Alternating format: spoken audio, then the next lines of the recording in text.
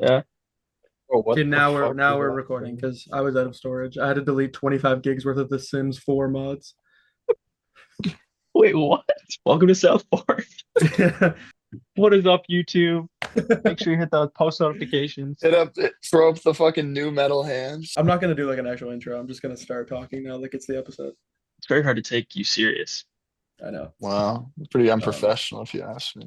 I don't know. shut the fuck up. Welcome to the first episode of the Southport podcast. Um, I'm joined today by three lovely gentlemen. If you'd like to introduce yourselves, one of you go My first. name's Cameron.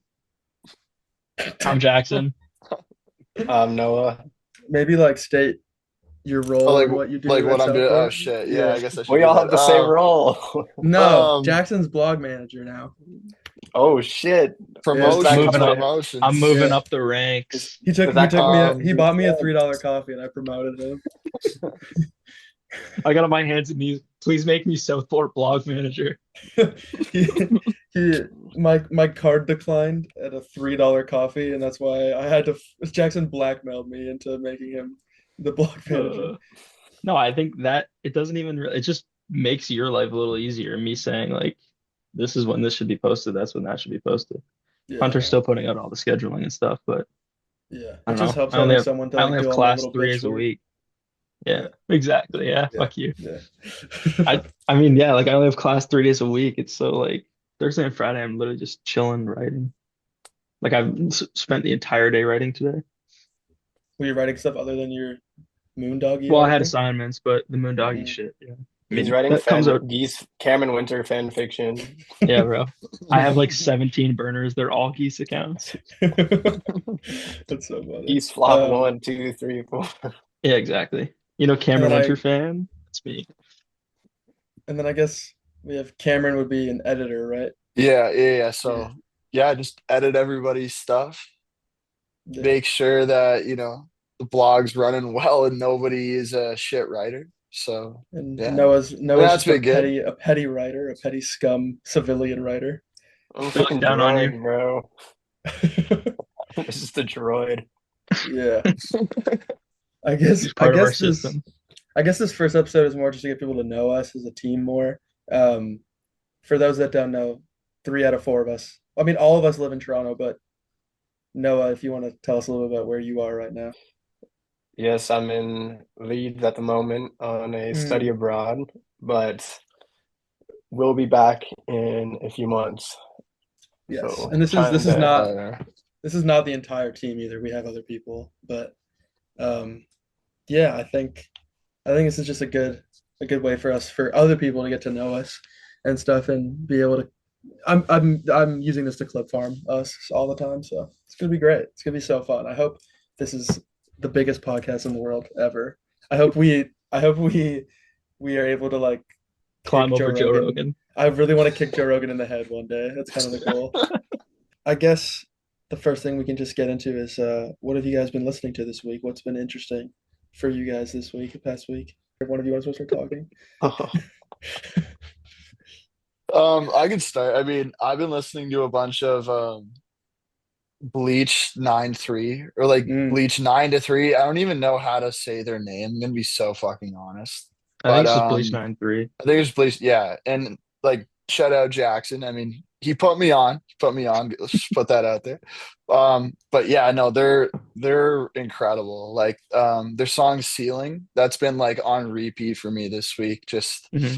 it's just really cool what they're doing, kind of like bringing back that like 90s alternative sound a little bit, but it's like refreshing and it's kind of their new thing. So Yeah. they've definitely been on repeat for me, and like I've just been kind of tapping back into Jacob Slater from Wonder Horse, his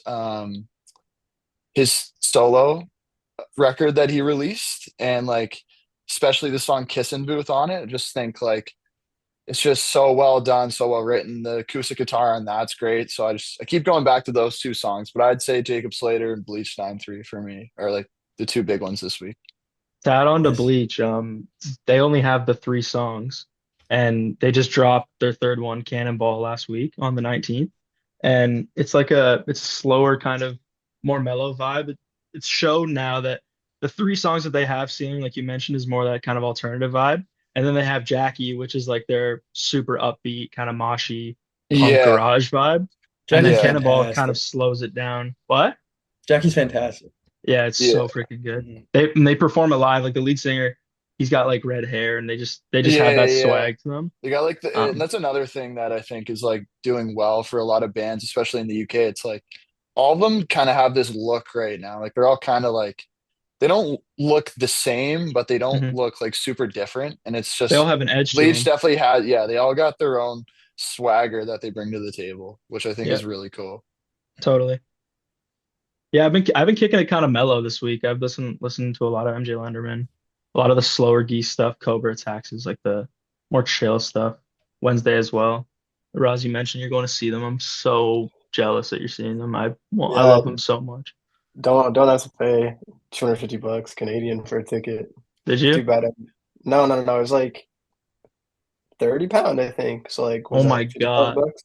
50 bucks? that's so Not sick. bad. Yeah, That's so but Not bad sick. at I'm all. so jealous.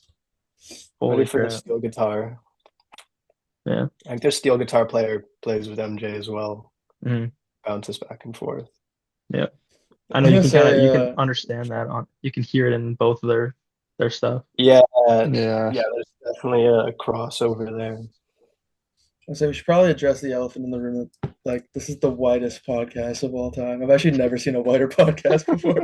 Just actually What straight do you up. mean? What do you mean? I was thinking about it in my head. Like, people are probably looking for like some good music recs, and all of us are like, really like that new Geese. It's just, Performative male Oh, podcast. yeah. bro. I actually am Bro. wearing a soccer jersey, and I don't think I've watched a full soccer game in maybe 10 years. It's like Okay, the most fine. Then performative. I'll talk No, about other it's stuff that I'm fine. listening Talk about to as well. we know your geese history. We know you're a geese guy.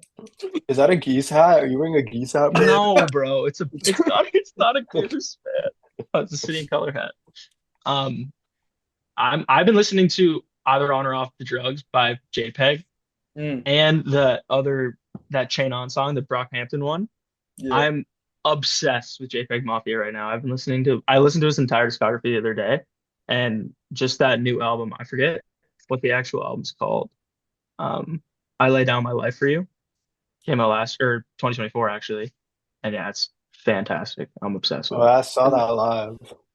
I know that, and so did Ben and Wyatt, Jaggers. Yeah. or maybe in not my Wyatt, but opinion, Ben was that there. that might be the best rap album of the 2020s for me. I can't. Really? Yeah, I don't think I like anything more than I like that Holy album. crap! Yeah, Damn, I that's like a fucking I don't deep know if that's a pull. hot take, but I feel uh, like that is no and somehow it's a That's a whiter bit of a take hot than take. six somehow years.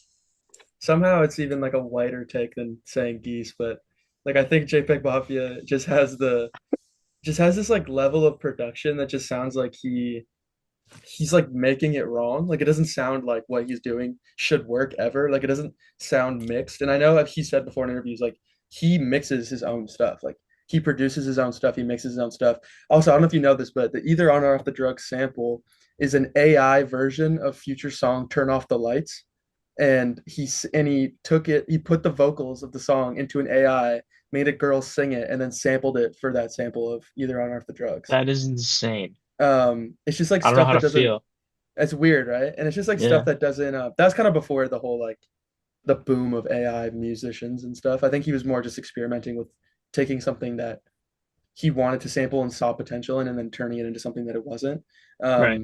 Which I think is a cool example of how AI can be used as a really powerful tool in music without being destructive or without, ruining music like the way that fucking I don't know if this is like I hope he sees this like fuck Timbaland. I don't know if he's gonna be I don't think Timbaland is gonna be listening, but he just Timbaland, signed he just Timbaland signed emailed like me two yesterday. He's AI tapped artists. into Yeah, yeah, Southport. we're gonna Is bring he? him on the pod today, actually. Yeah. He's Surprise. Yeah. actually He's here coming. right now. Surprise, surprise Hey, guest. Timbaland. He's gonna bring Justin Timberlake's Coke Nose onto my show and they're gonna No, fucking bro. but Timbaland signed like two AI artists and is like trying to make them but by the way, when you say signed, I'm pretty sure he just went into ChatGPT and goes, make an artist for me Yeah, you and want to then be part of signed my it. cult? But it's like I think that is like where AI should not be using music. But the stuff that JPEG does, I think is really cool.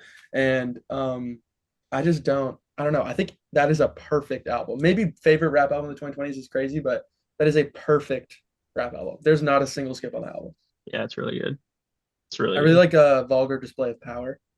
It's my favorite song, I think, Yeah, on there. yeah, Yeah. yeah, Um, dude. Noah, you want to tell us what you've been listening to? Yeah, this week I've been listening to a lot of Pearl Jam this week. I'm not gonna lie. Mm, A lot of like the live stuff on YouTube. I always do that. I go to my classes and I'll mm, watch Like music videos. what specifically? Um, some of like the stuff they're doing. I think it was Howard Stern. It Mm. was like 2022, 2023. I was just Yeah. curious if they were gonna tour soon, and I wanted to, to see how good Eddie's voice still was. That was the exact Yeah, same. yeah, yeah. Yeah. Um, but like listening to walking around, I sent it in the chat today. They're called Dum Dum Girls. I don't know. They seem like they're from New York. Like that's the vibe they kind of give. But I think I don't even know if they like perform still. But their big stuff came out in like 2014. And they also have I think they have a couple of Smiths covers. And they're kind of just like weird. Like, I don't know, it kind of fits like that 2014, indie era. But there's also a lot of like Mazzy Star influence in it as well. Um, I've been enjoying them. They're different. They don't have a ton of monthly listeners, but they deserve all the credit. Sick. Sick. That's awesome. sick. I've never heard of those guys. And neither have I. I Sick. didn't hear That's it until cool. it just popped up under like my like suggested, and I was like, oh shit, they're pretty fucking good. That's Yeah. usually how it goes, I feel like. That's Yeah, how I that's the felt one. literally. Like That's the bands one like thing. Cardinals and like Bash and all them, like I mean, They Yeah, just I kind of was shuffle just skipping on. the they just Cardinals. showed Yeah. up in my like recommended songs, and then all of a sudden they're like, one of my favorite current bands kind of going Yeah, right now. totally. Yeah, I see Hunter, what about you? Cardinals in a week. Oh, See it's gonna be Cardinals Nice. again? good. It's Nice. gonna be good. Man. Hunter, what Um, have you been listening to, bro? I Yeah. got two very different picks here. My first one is an album I was late to from last year. It's called A Constant Charade by an artist named J. He um he kind of reminds me of he has a very soft, delicate, like Daniel Caesar-esque kind of voice, but mixes it a little bit with some I don't want to like compare too much, but there's a little bit of McGee type production in there. It's a very nice blend of like classic R&B sounding stuff with like pop. And I've listened to him before, like one of his collab albums, but never a solo project. And it like low key blew me away. It's like really good. It's not like super long either, so I've been listening to that a lot. Um, and then REM. I've been in an REM thing recently. Yeah. Yeah, oh yeah. Their REM's great. 1993 album Murmur is Yeah, oh yeah. like probably my favorite of theirs, to be honest. Yeah. I love Laughing. It's like my favorite REM song. Um, I've just been listening to that recently, and I was thinking today about how I was in the shower actually. I was thinking about Jackson in the shower, and I was listening to REM, and I was Yes. and I was listening to fuck, what's the song called? It's like Still Breathing, I think, or something like that. And I'll find it. But the I was listening to it, and I was like, this could come out today, and it would still be amazing.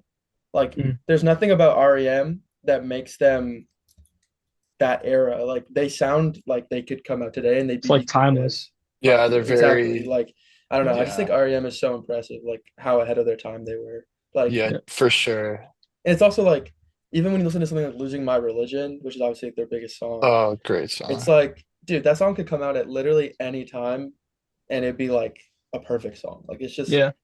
they are one of the most timeless bands of all time, in my opinion. So Yeah. that's just what I've been into recently. Yeah. I Yeah. also wanted to shout out Moondoggy because my article comes out tomorrow, Mm. and I've been loving this piece. It's a lot longer than what I did before, but I'm just so obsessed with their like it makes me want to like drive around with like the windows down. And like I have a Jeep, so it makes me want to take my doors off and just crank it in like 30-degree weather.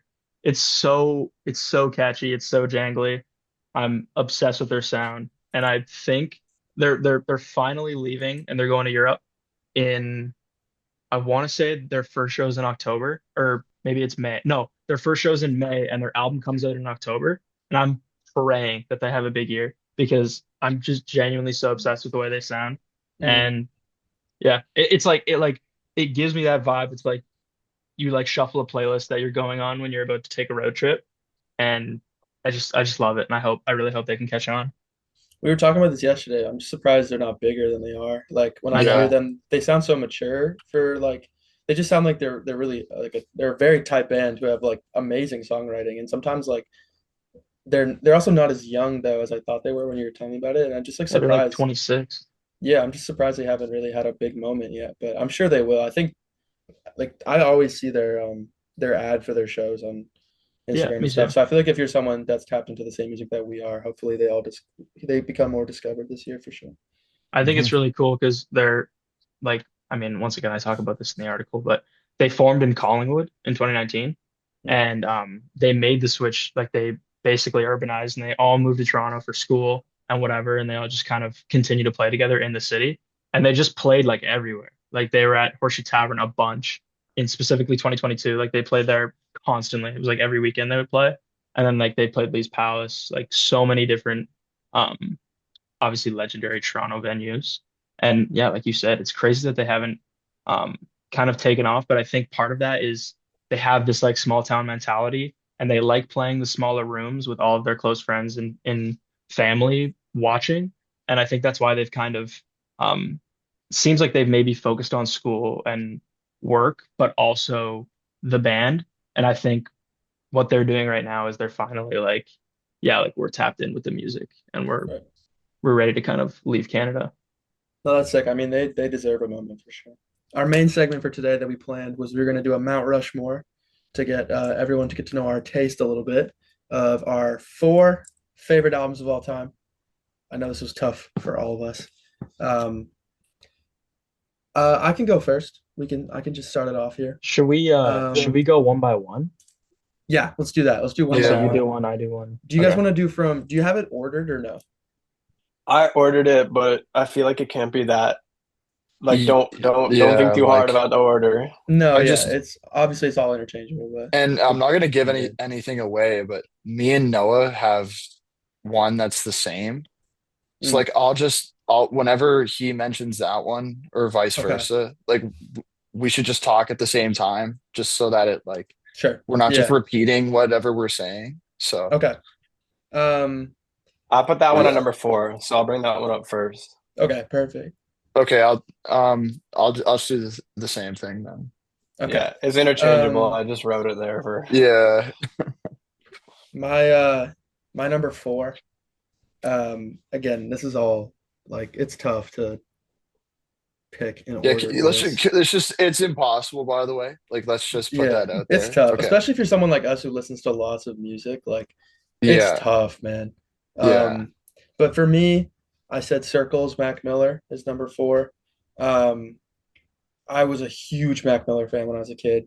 Like, my dad showed me Donald Trump in 2011, not the guy, the song, and and the fact that like my love for Mac Miller only grew with time. Like the way he was rapping on kids and songs like Donald Trump and stuff like that, where it was like so funny.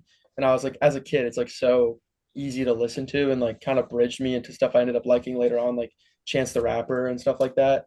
Um, Yeah, but as he got older, he became so much more than just a goofy rapper. Like the stuff like Faces and like those types of like experimental hip hop albums like changed my life. Like it changed my perception of the music that I like and made me like it got me more into like the Earl Sweatshirt stuff I didn't understand as much at the time.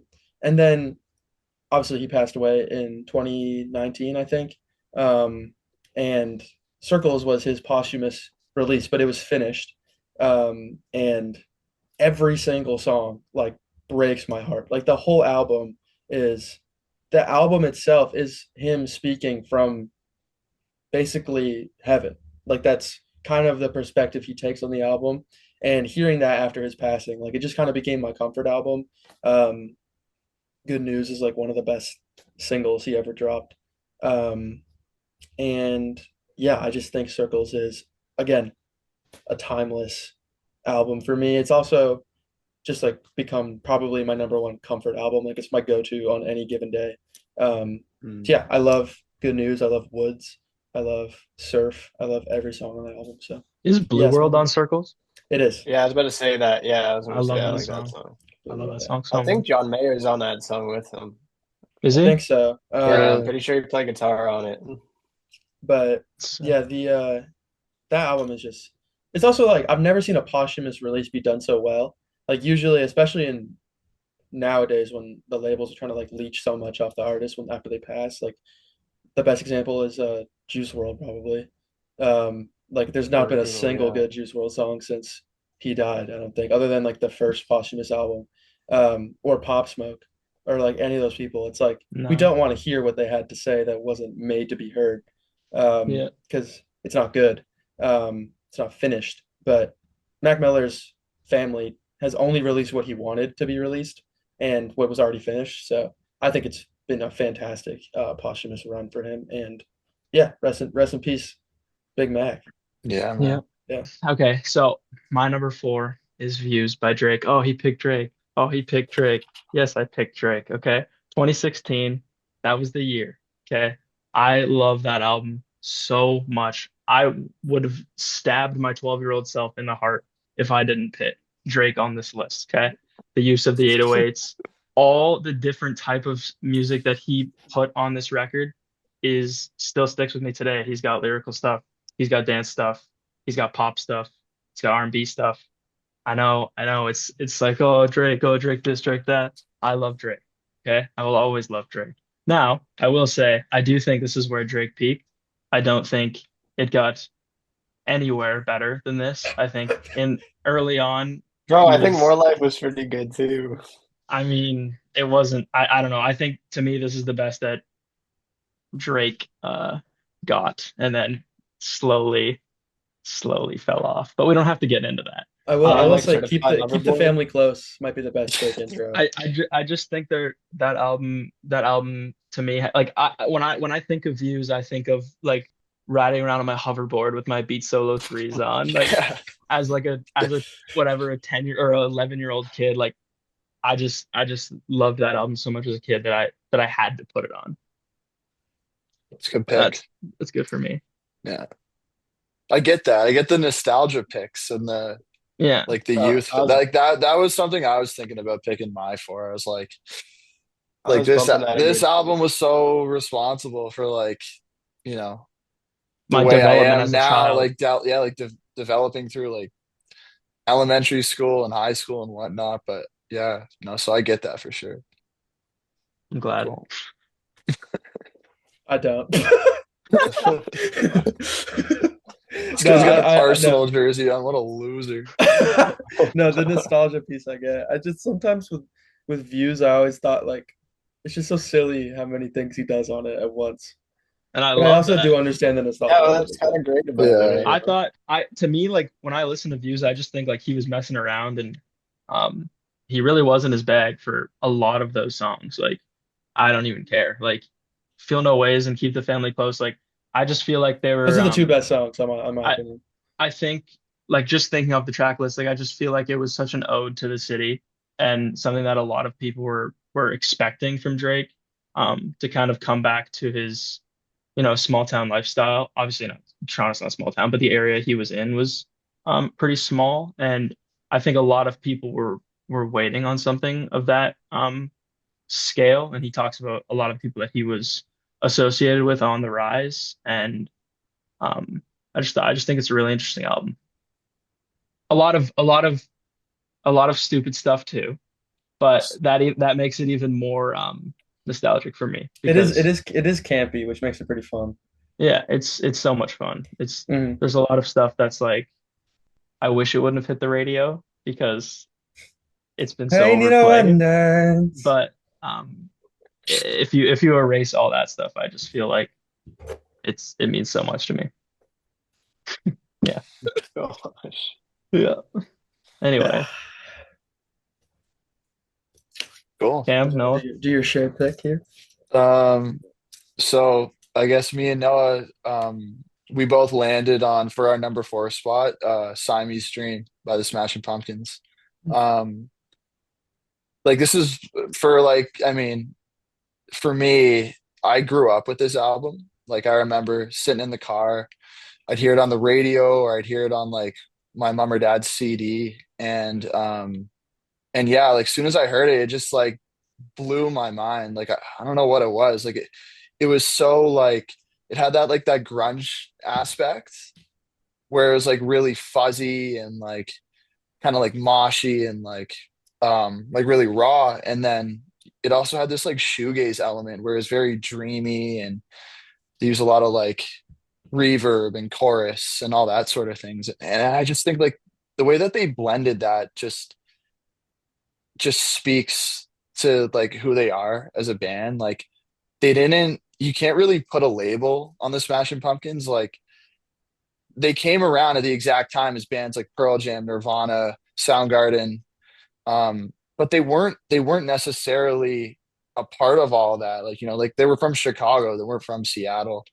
And I really think that you you can't put them alongside anybody else. And I think Siamese Dream kind of proves that.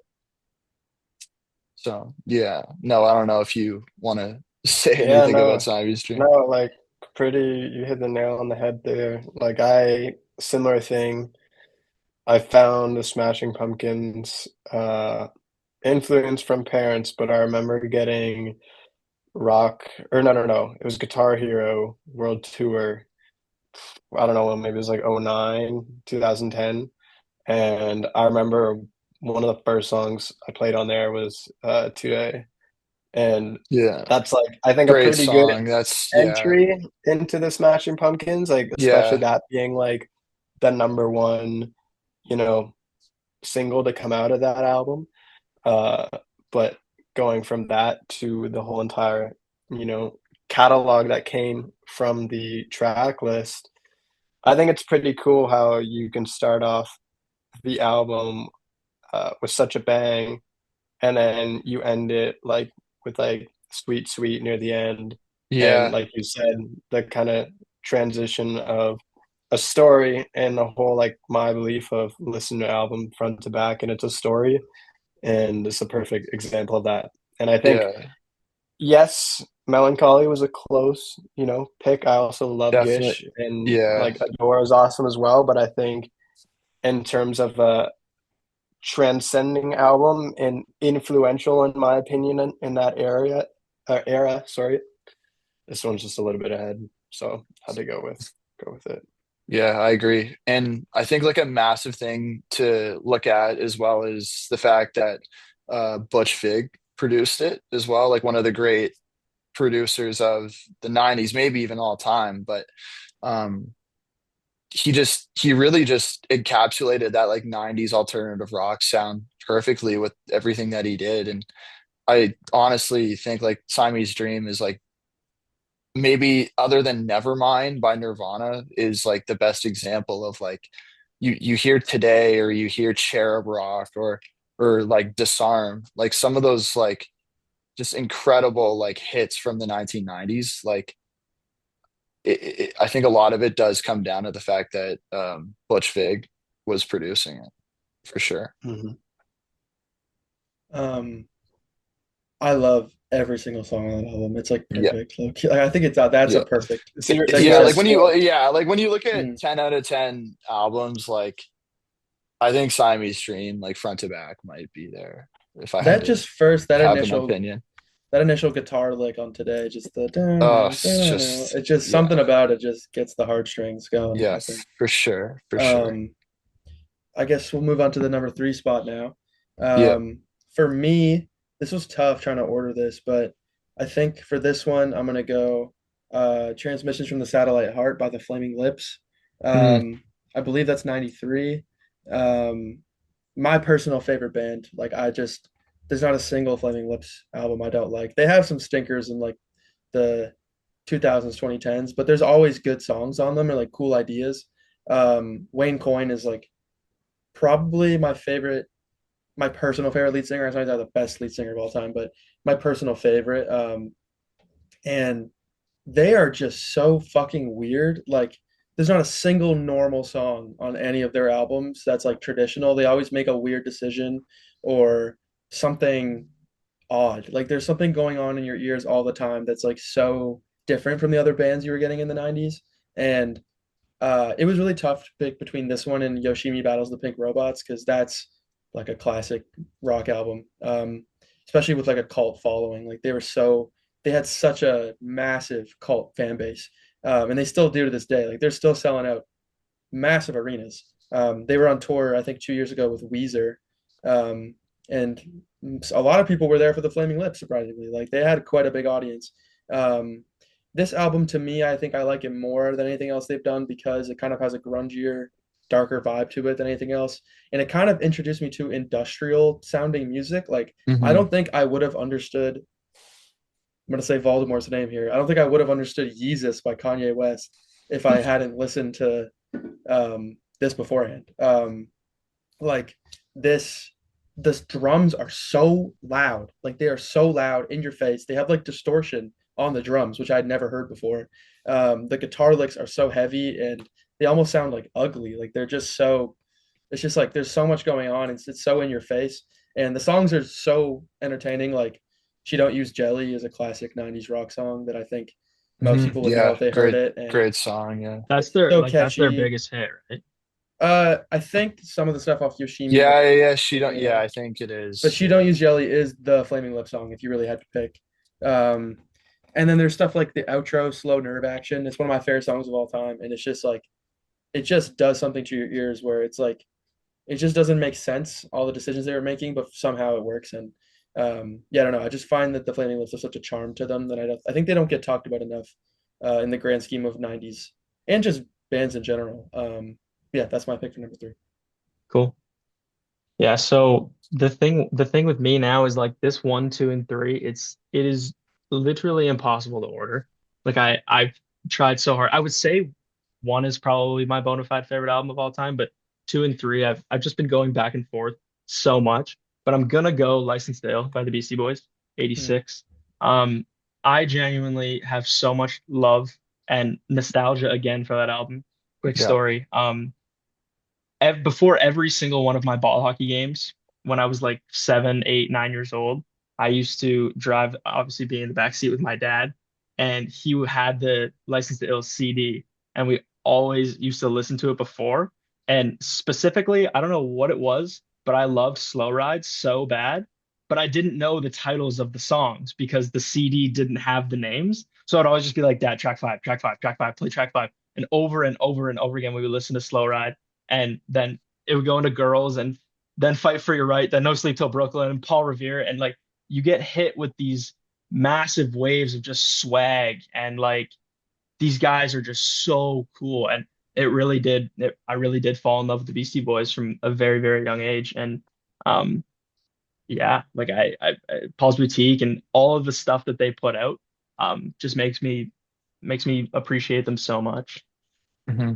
They're Like, yeah, fantastic. kind of to connect it with that, like, same thing. Like, I remember, um, like both of my parents love the Beastie Boys, but I would say for License to Ill, my main memory for that same thing. Like I was in my mom's car, and I remember like it was like this and like the Weezer Blue CD. They were always in her car, and every time I'd go in there, I just look at the CD and just like look at the artwork and all the songs, and just we'd put it on and just like it just kind of hits you. You're like, wow, like these guys like soon as you hear like Ad Rock's voice, to me, that's Mhm. what it is. Like you hear Yeah. Ad Rock's voice, you're like, yeah, Mhm. this is like one of the greatest things I've ever heard. Like the Yeah. Beastie Boys. Like you just can't, you can't even think about rap and hip hop without thinking about them. Like a lot of people, it's like how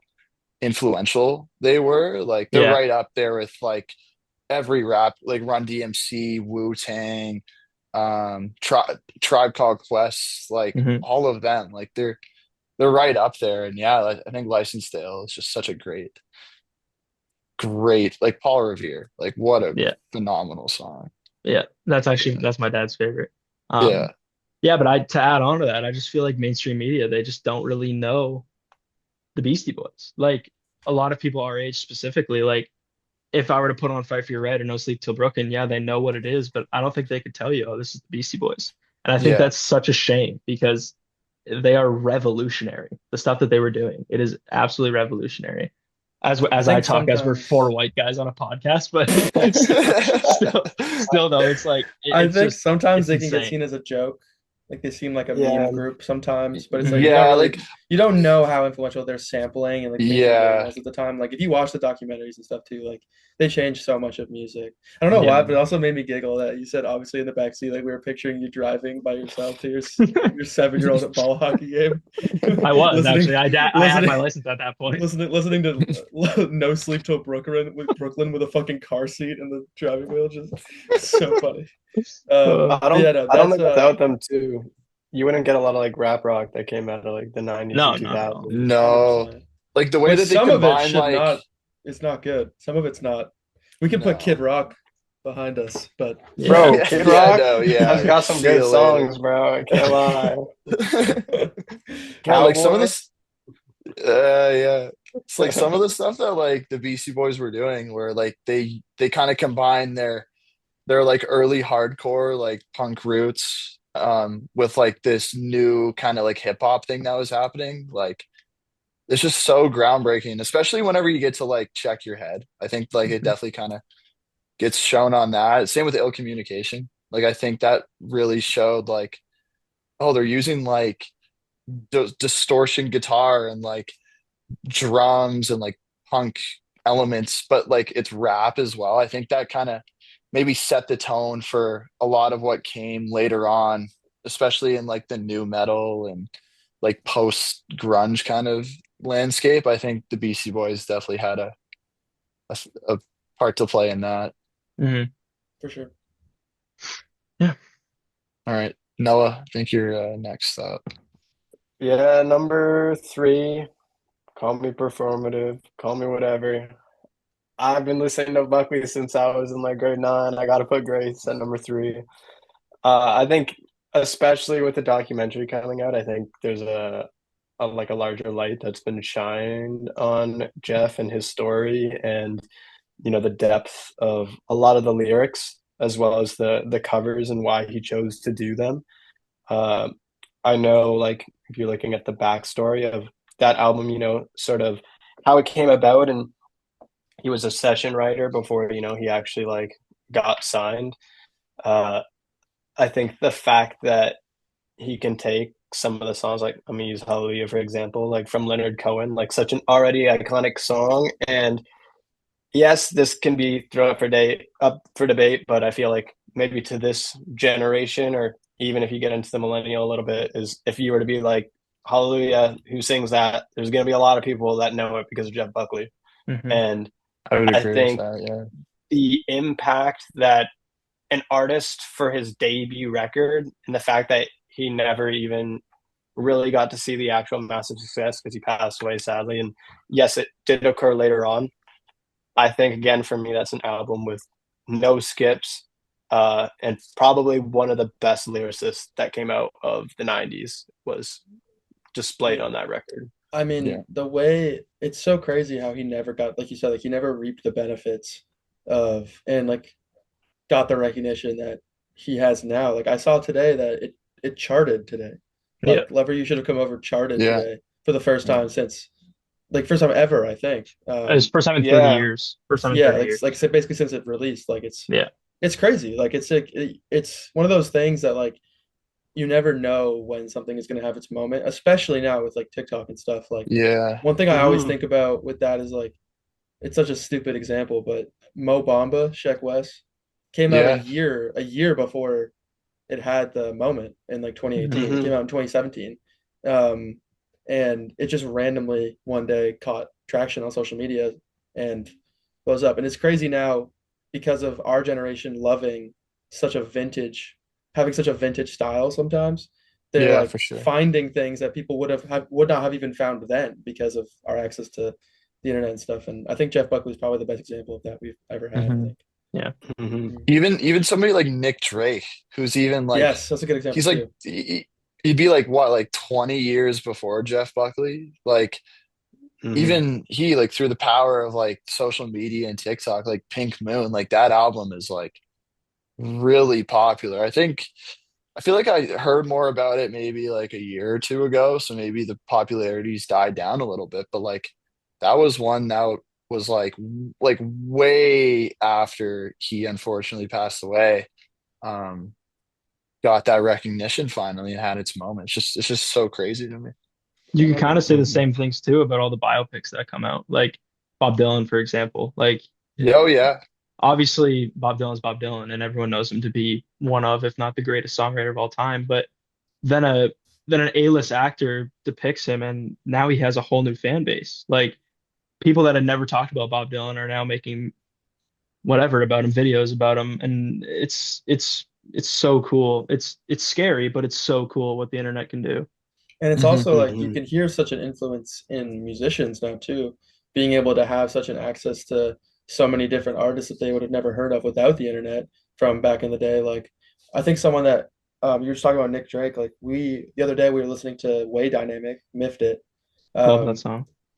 if you really listen to his vocal tone and the way he sounds, like it's very similar to someone like Nick Drake, Hmm. um, and stuff. And I don't think artists like that would exist without the ability to discover artists like Jeff Buckley, Nick Drake, things like that. Yeah, it's Not really too cool. bright. No, That it's look good. fine. No, You're you're good. good. But Um, yeah, Cameron, I think you're up here, buddy. Yeah. So this was like a tough decision on which album I should put in this spot. But I think I have to go with Songs for the Deaf by Queens of the Stone Age. Um, yeah, like this album, like I actually only recently got into Queens about, well, I shouldn't say recently. It was kind of like grade 12. I kind of got into them. And it was through my buddy back home, and he's like, "Oh, you got to check out Queens of the Stone Age." Like, I'm like, "Oh, like I know, like they're big, like no one knows and go with the flow, like through like NHL and hockey. Like those are just like it's like those early 2000 songs where you hear them and you're like, oh yeah, I know this song, but you don't like know who it's by. So I decided to get into them more, and yeah, and that was like that's kind of like the record you start with when you want to get into right. Queens, and um it's just so incredible. So like like I love the whole idea that it's like a concept album of like driving from Los Angeles into the desert uh to go to like Joshua Tree. I think that is so cool. And just nobody's done that before. And Josh Homme, the lead singer, like he's just such a wizard when it comes to that. And just this whenever he has a cool idea, he really does a good job at putting it on paper or like on a record in this case. And yeah, like they're just they're just incredible. Like especially that record, like Dave Grohl, in my opinion, like that was like the best drumming that he has ever done. I think it tops all the Nirvana records, anything he's done with the Foo Fighters. I think Songs for the Deaf, that drumming was just off the chart. And on top of that, like they're an incredible band to see live. Like they are to this day, um, they got to be the tightest band on planet Earth. Like they don't miss a beat. Everything's calculated, but it looks so Hmm. casual as well. Like in my opinion, there is very, very, very few bands that can do what they do. And I think Dave Grohl actually said it best. And like not to be like biased or anything, but I think he said like whenever you see Queens of the Stone Age, it's like it's not even fair. Like you're like, how the hell how can a band be that good and just not give a fuck and also look cool as hell on stage? Like to have like those three things is just groundbreaking. And I think you really do hear it on Songs for the Deaf. Like, yeah, just an incredible record front to back, changed my life. And yeah, just the way I look at music, to be completely honest. It Totally. sounds like Dave Grohl is punching a hole through those drums the entire Yeah. album. Yeah, Right. Yeah. Yeah. yeah, Yeah. it's pretty incredible. Yeah. Um, yeah, like I could talk about that band for God knows how long. They're one of my favorite bands. But yeah, like if you're gonna start anywhere with Queens, it's definitely got to be Songs for the Deaf. Yeah. Cool. Um, All right, moving on to number two now. Yeah. We're getting close. We're getting close here. This was really hard for me to pick between these two, um, because one of them is my favorite songwriting, and one of them just kind of changed, I guess, me personally. So it's just a different balance, I guess. But my second one is Alien Lanes by Guided by Voices. Um, I know Cameron and I share a love for this. Yeah, this is a Uh, great record. yeah. Where do I even start? I discovered the song "Game of Pricks" in high school. It's my favorite song of all time. I will never love a song like how I love "Game of Pricks." It is short, it's sweet. It sounds like it's recorded on tape. It is. It might actually be recorded on tape. It's Um, probably a four track. yeah, it's just this is a 28 song album, but it with a runtime of 40 minutes because each song is almost like a skeleton of a full song, or at least at first. But if you start to appreciate each idea on its own, like it's so crazy what they were able to do in that short period of just 40 minutes, which could be like a 12 track, 5 minute song, whatever. Like, 40 minutes is a pretty standard runtime for an album, but with 28 songs. And I wasn't bored once, not through the entire thing. Um, in high school, I was a skinny jeans, black Air Forces, just horrible Firm. person. But yeah, perm, fake perm, just a dickhead. But until I think I was thinking about this when thinking about the list here. I think this album is what changed that. Like hearing this in high school, if you had come up to me at any time in grade 12 and asked me what I was listening to, it was this album. Like this album made me want to look at more music. It made me want to explore stuff other than like whatever the fuck drill music I was listening to in grade 12. And I I started experimenting more with music, with drumming, with making music, with how I dressed and things like that. And that's I think is the reason that I those are the reasons that I think this album deserves such a high spot on my list personally. And I think if you haven't heard Game of Pricks, it's Yeah, one of the best Fantastic. songs ever written. Yeah. great. Fantastic. Yeah. Yeah. I talking about Guided by Voices. I think about like 2 summers ago, like on the way to like my job working at the outlet mall, the Toronto Premium Outlets. Fucking hated it there. But one song that would kind of make me like get through it and make me be in a better mood was Motor Away. Great And song. like to this day, that is like one of like the best songs. Like I don't even know. Like it's so repetitive, yet every time it repeats, it gets better and better and better. And yeah, like what a great pick, to be That's completely kind of honest. Yeah. the way I think you could describe all their songs, especially on that album, is they're so short and sweet and repetitive, but they're so simple and easy to listen to. And Yeah. they have such a specific tone that like I don't really feel like a lot of other bands have been able to replicate. Like they could take a simple like there's a song that I love on there called My Valuable Hunting Knife. And Yeah, I was about to all say they're that one. yeah, Yeah. all they're talking about is their fucking hunting knife. It's all he's fucking talking about is Yeah. I want to start a new life with my valuable hunting knife. That's all it is. But it's like they just have such a way of delivering these like simple ideas in a way that I've never heard before. And I don't know, I just think they're worth anyone's time to be honest, because it's such an easy gateway into rock and experimental kind of I don't want to say like punk, but it's pretty loud and like in your face sometimes. And I don't know, I think it's just a gateway to that type of music if that's something you want to get into. So yeah. That's a great pick. Yeah. Great pick. Really good pick. Um, yeah, so I'll go. Number two for me is What's the Story, Morning Glory by Oasis. Um, I really look at this album and I feel like I fully encapsulate my day to day based off of the way that this record sounds. Um, I just feel like it's such a um, the song titles say enough in the way I try to live my life. Just roll with it, don't look back in anger, all that kind of stuff. Like I truly just feel like if I had theme songs and a theme album, it would be What's a Story. It has my favorite song of all time, some might say, and it also is from the band that was literally the best night of my life. Yeah. Oasis Live was the coolest night of my entire life. And I just love the feeling of listening to that album and it's freeing, it's nostalgic, it has all of those waves that hit you at the same time of just joy and really just how to live your life. So I figured I'd keep it short and sweet, but that's my number two pick. Dude, I mean, and the B That, sides are really good actually. yeah, Yeah, yeah, Yeah. yeah. yeah. The B sides are better. I will say I'm not even the biggest Oasis guy, but the B sides of some might say are, or not some might say, what's the story? Are some like they're better than a lot of people's full albums. Hmm. Yeah, like it's Acquiesce is the B side on that one, right? Fuck. I think so. Yeah, Yeah, yeah. one of Jesus. the best B sides of all time, if I had Yep, to pick, to be yep, completely honest. Yeah. yep. Yeah. Noah, you wanna listen to yours? Yeah, number two, this was up for competition. It could be one, two, three, four, five. I went with Zeppelin 2.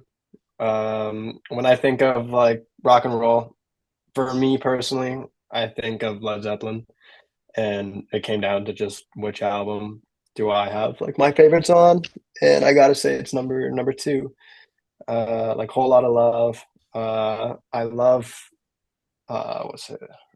Bring It On Home. That's like if I'm going for a Hmm. run or working out, like that's the last song I'm playing. And I think just the ability for, you know, Jimmy Page to do that whole album with his amp and one of the first users of a fuzz pedal, uh, I think just really shows like kind of connecting it to Oasis. Like they're pretty similar. Like they don't use a ton of pedals and effects as the amount of sound and raw noise you can make with just the basic, necessities. I think without that album, you probably wouldn't have gotten a lot of other ones.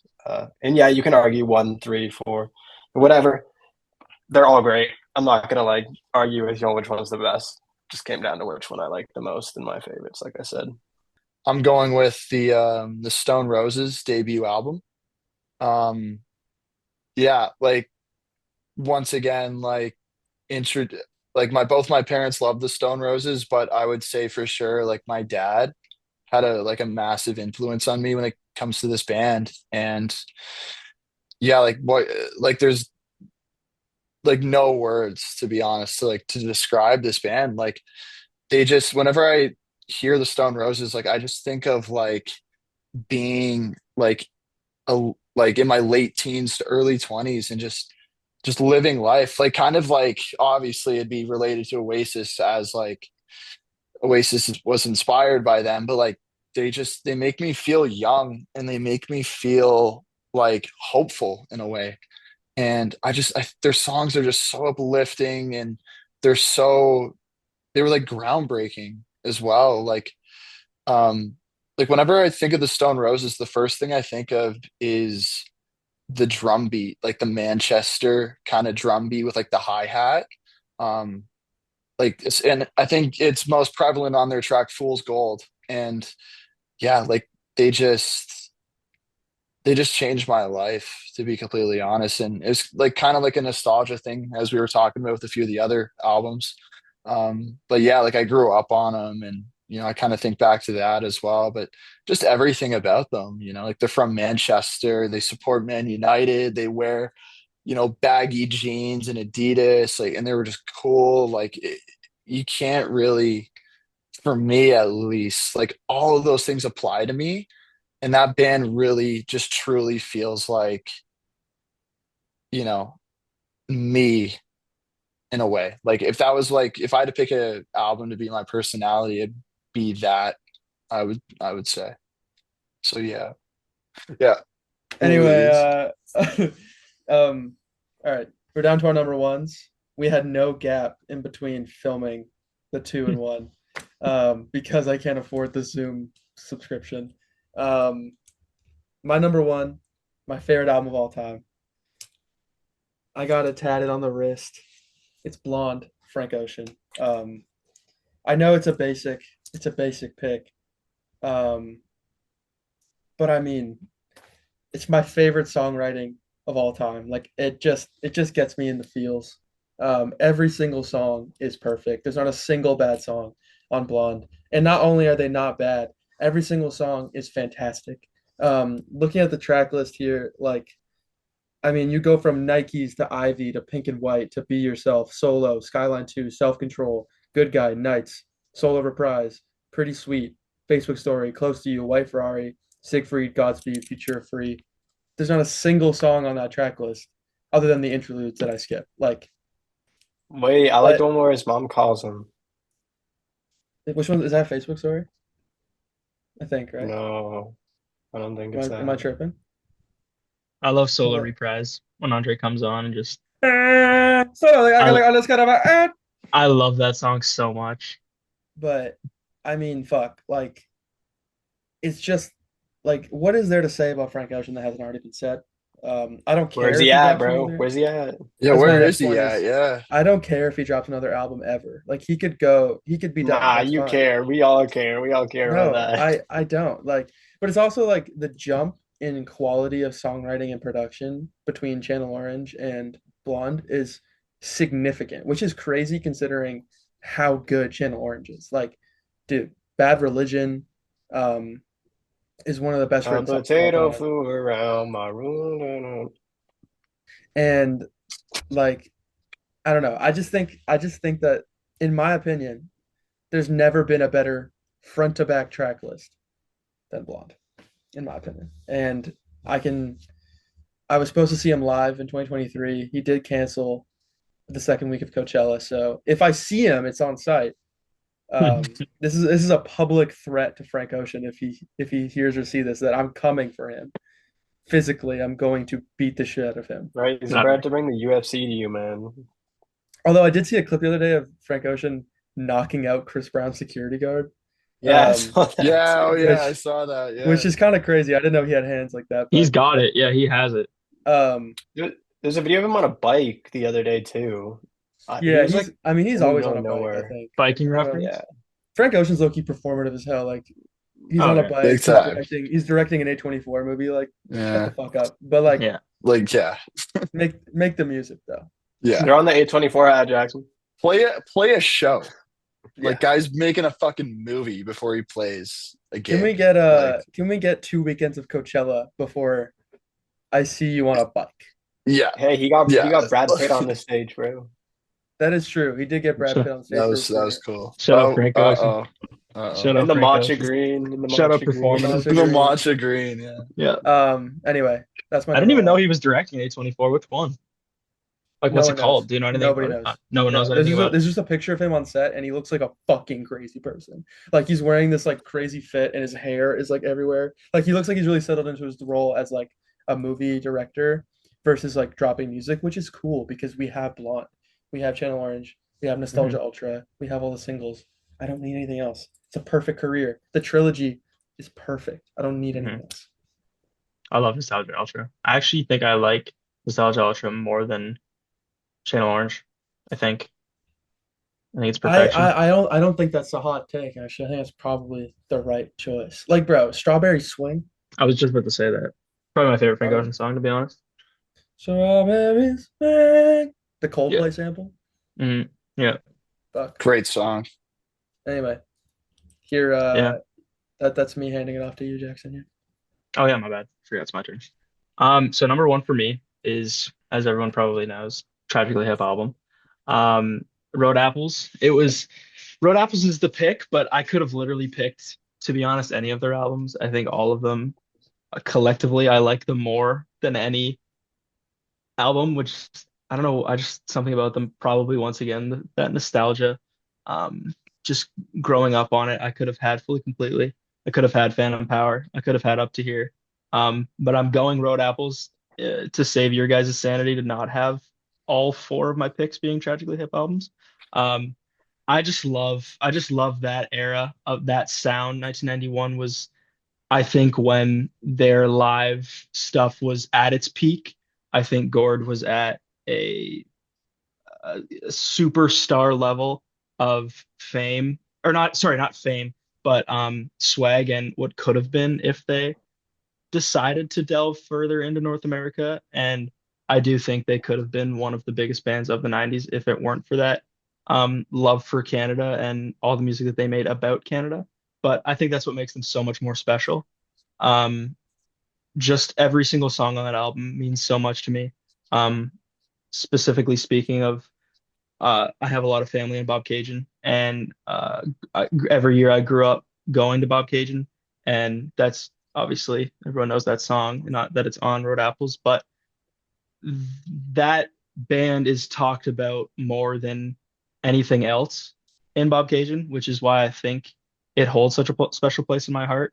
And there's a lock bridge in Bob Cajun, and Cordelia is one of the songs on Road Apples. And in that song, Gord says that he's spitting off a bridge just to see how far down it really is. That's the lyric.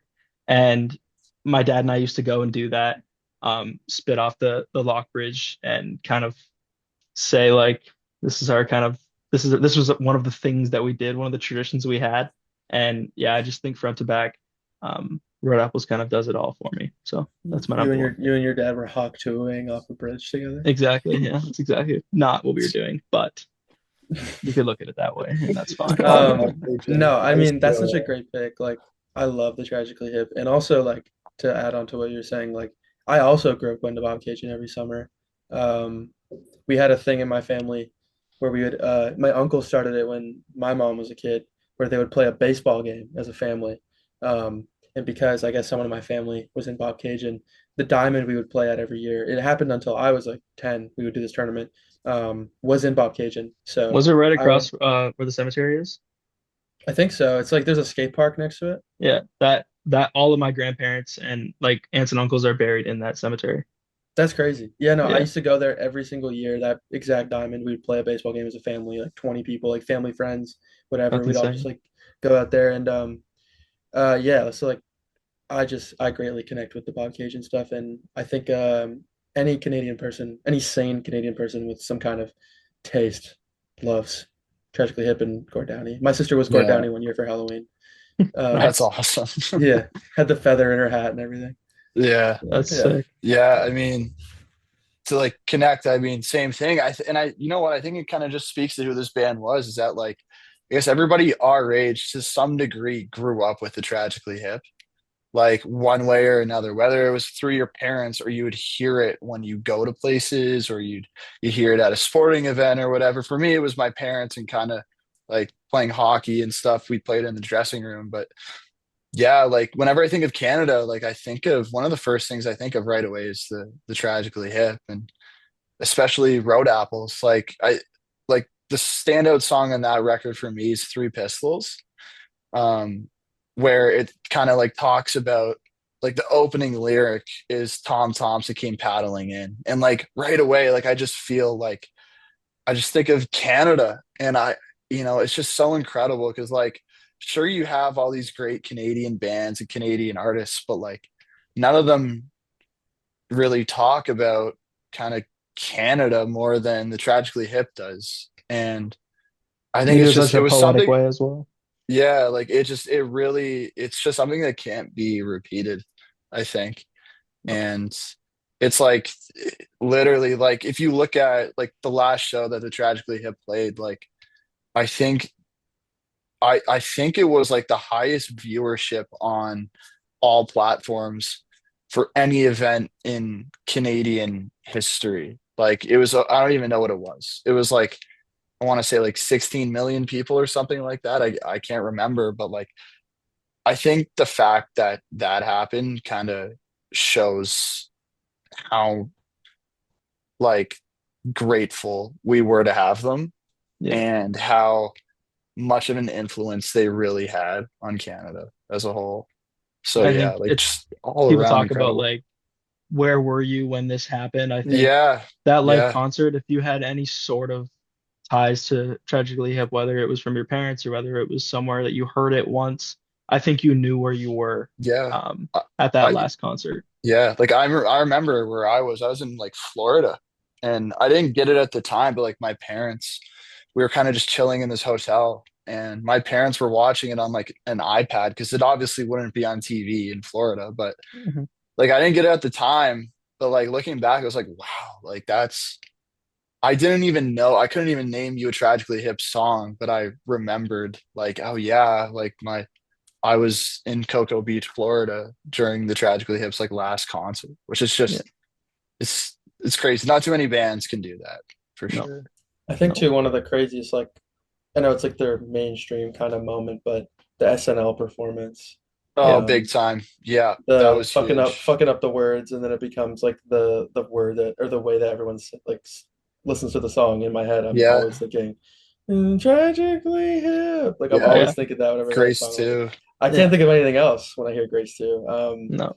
And I Yeah, feel like that in so many ways is such a fun introduction to them. Like I think if you had never listened to the Tragically Hip, I think the first place if I were someone to recommend, if I were the one being recommending it to you, I would start with the SNL performance for because sure. it's such a fun introduction to who they are and their personality and just kind of like a I guess an introduction to Canadian rock music. Mm. And then but there's obviously so many their discography is so deep. It's so much deeper than I think people give it credit for. And Yeah.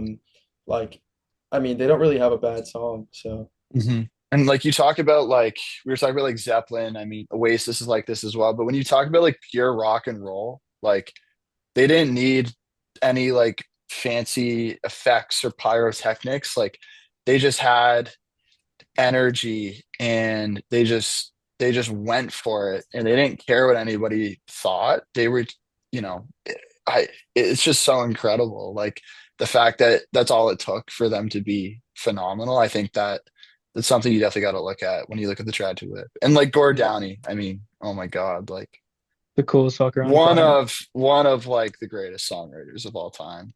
Yeah. And just the hip got to be one My of the most under hero. yeah. My hero. Rest They in got to be peace. like one of the most underrated bands of all time. Yeah. Like with no question in my mind. They might be number one They are right up there. I put the Stone Roses up there, but that maybe just it's probably my opinion. But yeah, because you're a I mean, British yeah. chud. yeah, But super yeah, I chug. mean, the Hip are my by far my favorite band ever. Yeah, So yeah, that's my pick. Mr. Ross. Oh, number one. I don't know. I feel like people around me could probably guess it. But kind of jumping on what Cameron made, the point he made about Stone Roses, like if there's a band that, kind of described them or, represented them for me, is this it? Strokes. I think, I don't know. I think that is the best for me personally, best like founding alternative album to come out of the 2000s. I think their whole story of not really being known in New York and having to piss people off by promoting themselves so much that people decided they would go to a show just to make fun of them to actually realize that shit, these guys are actually pretty good. Uh, to going and touring the UK before playing proper shows outside of New York, and then coming back to one of the biggest bidding wars in all of, I guess, music alternative history at that point. I think they got paid over like $1 million for their like debut signing 3 albums, uh, which is pretty crazy for what would have been like 99, I think then. yeah. Uh, but I think, I don't know, that album for me, no skips. I can listen to it when I'm happy, sad, angry, whatever, doesn't matter. Uh, I think the creativity and also just raw talent of a band that, Silverchair is another really good band where they made their music when they were so young, but the fact that they, were playing this stuff when they were like 15, 16 years old blows my mind. And you look at music now with a lot of, nepotism and people getting their way in the industry, and all these guys were really fighting for their spot, despite, having like connections through their parents. They weren't spoon fed anything, and I don't know, one of my favorite records. And for me, yes, my albums could change. I'd have to put it as my number one, and usually can sit in the top two comfortably. I Mhm. think that would have been my number five if we were able to do top five. Um, Yeah, it's just it'd be such a up there for me tight too. project. Like there's no skips. It's so tight. Um, Julian Casablancas is just such a crazy motherfucker. They're probably the tightest. They might be the tightest band that's ever existed, which is crazy considering how young and wild they kind of were. But hmm I think Queens is up there too. Like you're talking about Queens earlier, Yeah, um, but just considering like how young they were, like at least Queens are like mature adults in yeah. some Like they way. were they were kind of like already like established Like musicians a little bit. they're Like seasoned. Like they understood yeah, what they were like doing. Josh Homme was in Caius, which was like a pretty successful band in the 90s, so like it makes sense. So yeah, And it was for the Dave Strokes Grohl, to be, like, and Dave Grohl was on Songs for the Deaf, and they had all these like they're a lot older and everything. But yeah, like to your point, Hunter, to like not sorry to interrupt, no, yeah. but yeah, like the fact that the Strokes were so young and they were able to just be so connected and so tight on stage is pretty crazy. And it kind of, I think they're kind of the blueprint of the almost, it's kind of silly to think about, but they are kind of the blueprint of the like kind of performative band guy. A little bit, Like yeah. they're as like they are amazing. They're not performative, but they created our generation of people thinking that they can start a band and just play in their city and be assholes and do whatever they want to do because they're really good at what they do, which is not true. Mhm. It only applied to the Strokes because they are one of the greatest bands of all time. Yeah. And if you watch like Meet Me in the Bathroom and like get to know their Mhm. story, it's crazy what they were pulling off musically while living the lives that they were living. It's pretty Yeah. crazy. Yeah. Yeah. Yeah. Pass So the torch. should Number one for you. Blackwood. I'll Okay. I'll wrap up the Mount Rushmore picks. I know Jackson mentioned the other Oasis album, What's the Story, Morning Glory. So for me, my number one pick, my number one album of all time is definitely Maybe by Oasis, their debut. Um, Kind of the same theme, like got introduced to them by like my parents, and so that nostalgia factor does play into it a little bit. But the kind of the Stone Roses debut and this record kind of join forces a little bit to like if my personality was in music, like it would be these two for sure. Um, but yeah, like what can I say? Like I think as soon as you hear the opening track, which I believe is a Rock and Roll Star. Yeah, it is. Like as soon as you hear Rock and Roll Star, like I mean, I think it kind of just sums up what you're about to kind of get yourself into. Like it's The just, knob's on and it just, 11. and it, yeah, and it just sums up like the band, like just total attitude, total rock and roll. Like you hear Liam Gallagher's voice and you're like, whoa, like what the hell is that? Like it just right away, you just understand who they are, in my opinion. And, um, going to like my entire life, I was so devastated that I wouldn't be able to see my favorite band live. And then obviously they came back, and I went with obviously Jackson and Noah to the Oasis show at Rogers Stadium, and I'd have to agree with Jackson. Just like literally the greatest night of my life. Like it, it was just incredible. Like it felt like you went back to when Definitely Maybe got released a little bit, and you know, there's just a few tracks on there that are just so groundbreaking. Like Live Forever is like my favorite song of all time. And like seeing that live was ridiculous. And like Cigarettes and Alcohol. Like I don't know if there's a better song that encapsulates being a 20-year-old and like going out with your buddies on a Saturday night to like a bunch of bars.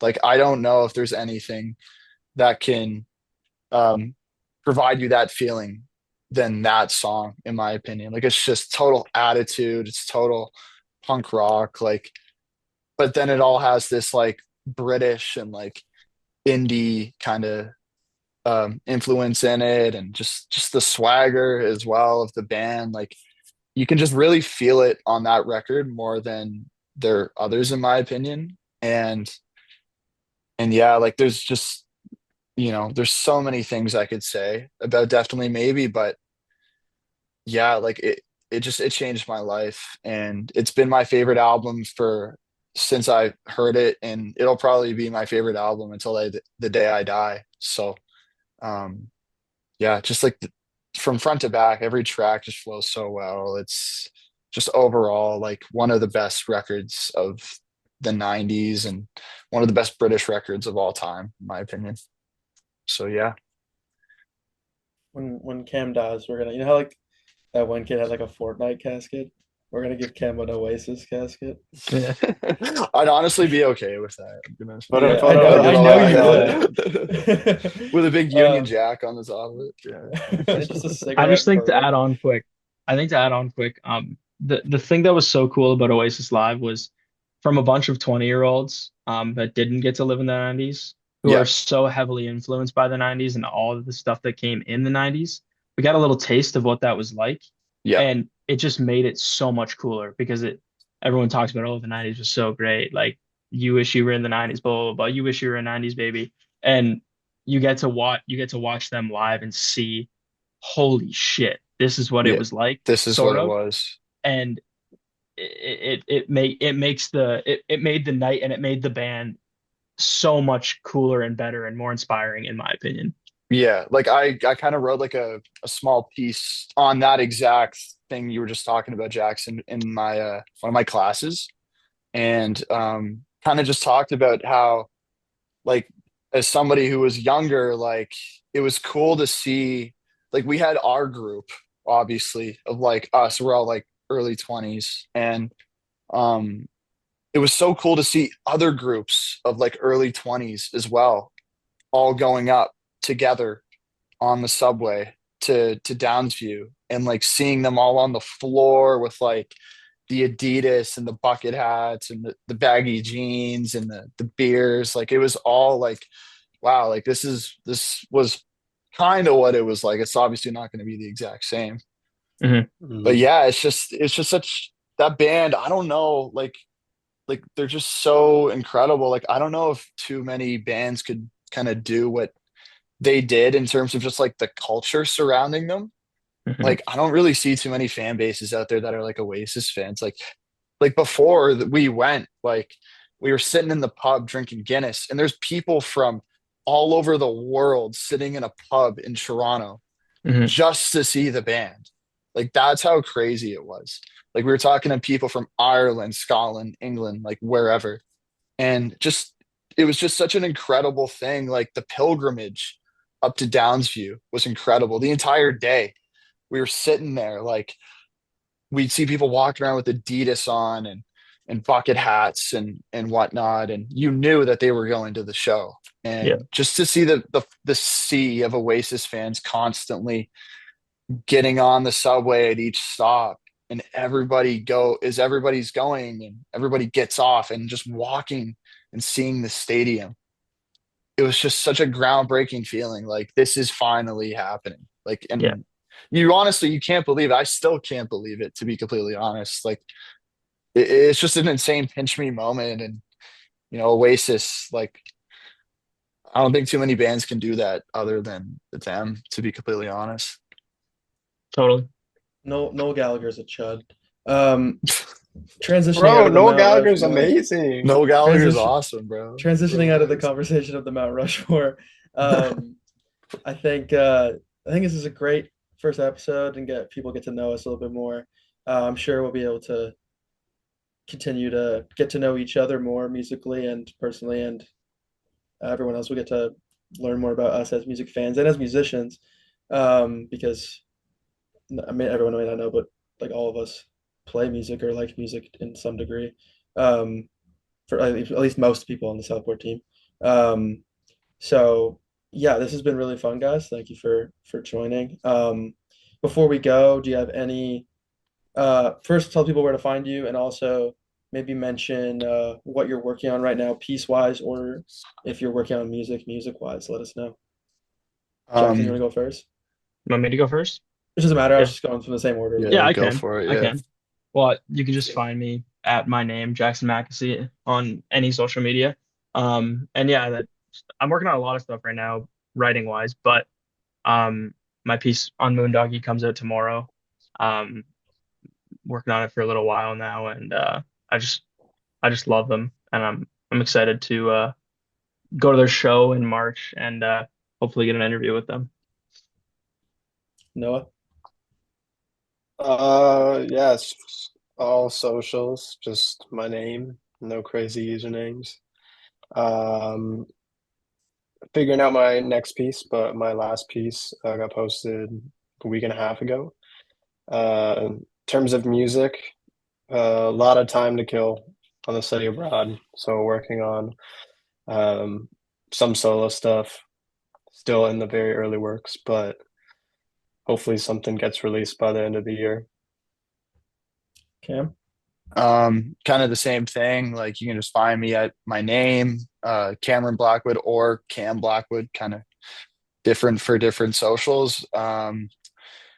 My piece on a band from the UK called Keo comes out next Monday, I Yeah. believe.